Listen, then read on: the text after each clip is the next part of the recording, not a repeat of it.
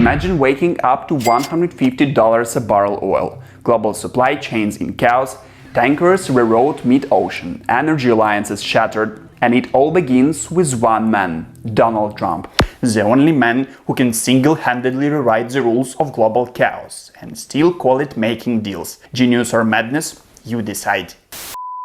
Russia currently produces over 11% of the world's total oil supply. It's more than any OPEC nation except Saudi Arabia, but now Trump's return to power comes with a warning: secondary sanctions. Not just on Russia, but on anyone buying its oil. That means India, China, and even Turkey could be in the crosshairs. These new sanctions threaten to reshape the global oil order. Supply routes could be disrupted, prices could surge, and long-standing partnerships might collapse under pressure from Washington. This isn't just an attack on Putin. It's a test of loyalty, economics, and survival. The moves Trump is making now could redefine who controls oil for the next decade. Will India fold? Will China retaliate? And can Saudi Arabia truly replace Russian output? Before we find out, hit that like button, subscribe and share this video so you won't miss our upcoming ones. Also, tell us in the comments below, do you think Trump's oil sanctions will crash the market or force peace?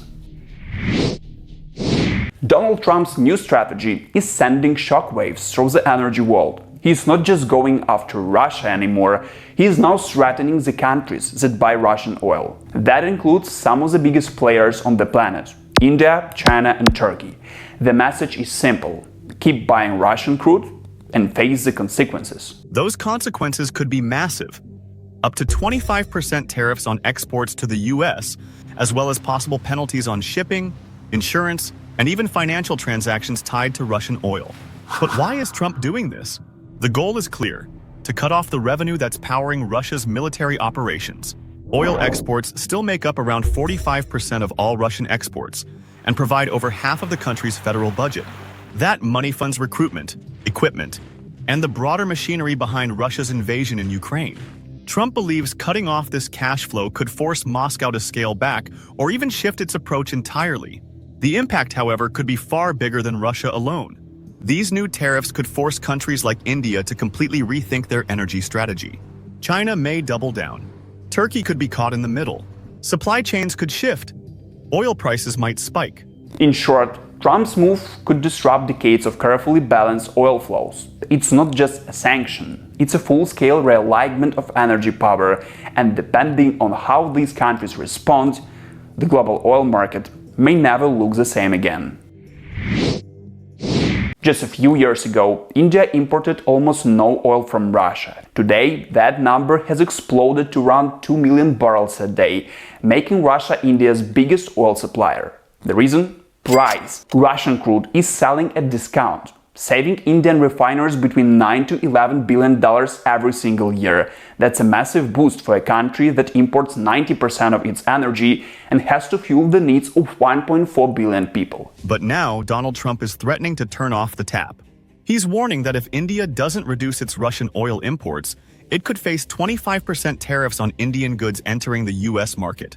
That's a big deal, especially with sensitive trade talks already underway between Washington and New Delhi. What's India supposed to do?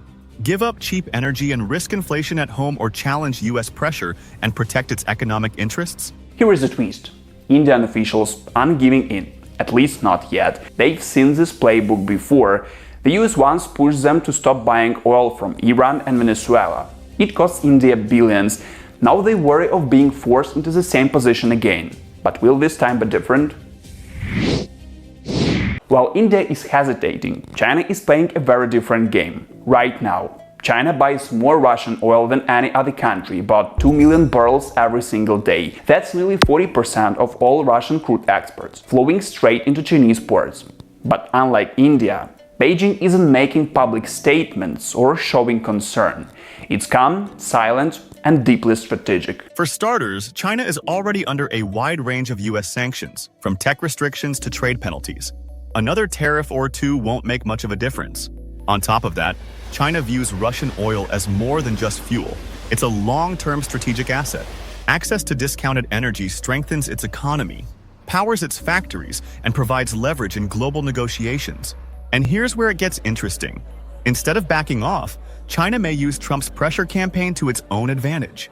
By appearing unfazed, it could negotiate even lower prices from a desperate Russia, further weakening Moscow's revenue while locking in cheaper supplies. The result? China keeps its energy costs low, secures its long-term supply chains, and tightens its energy partnership with Russia, all while letting other people absorb the political fallout. In this high-stakes energy game, China might be the only one playing offense.